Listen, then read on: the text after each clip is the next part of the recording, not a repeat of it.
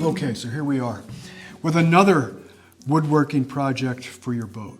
One that will, if you have decks, side decks, foredecks, aft decks, cabin tops. yeah, deck beams. Deck beams, yes. Yeah, they come in a variety of shapes and sizes and construction techniques. Some of them full pieces of wood, some laminated together, so on and so forth. We'll just touch on that just briefly. But what we wanted you to take a look at is a really cool device that Greg has designed to establish the deck camber. And deck camber is? Well, it's the parabola, or section of a parabola that makes your deck. And what's interesting, sort of, or confounding, whatever, it might be both, is the fact that it's another one of those things on your plans which really aren't shown on the plans graphically.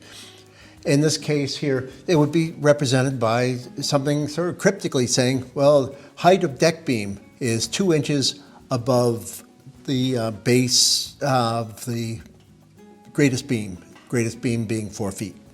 So you say, oh, that's nice, but how do you get that? Right. Let's take a look.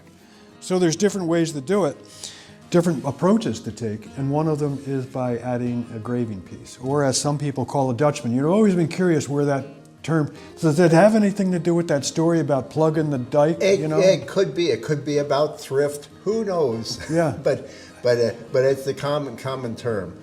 But they're both the same thing. But basically, it's just taking out, removing the bad wood and replacing it with good wood, within reason, with a good fit and good adhesive. Right, right.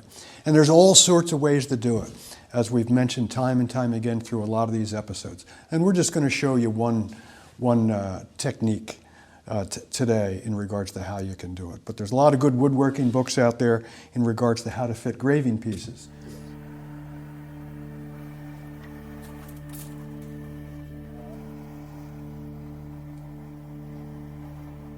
All right, so here we are. You remember yesterday when we showed everyone how to melt the lead and pour and all the steps that. It was clamped to this piece of plate right here. Right. But we could have used a piece of plywood. Yep. And now we've let it cool. You don't want to rush this procedure because it takes a long time for lead to cool down. Yeah, I mean, it's going to stay hot for a while.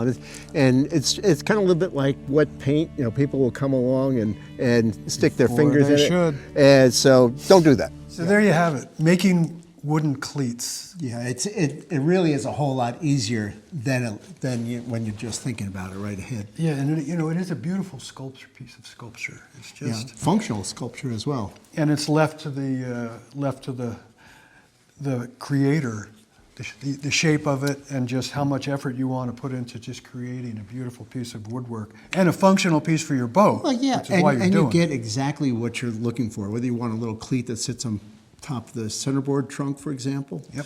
That's fine. You want something for the dock, that's fine. You want something for a tie-down cleat on the hull. Yep. That is fine as well. Yeah.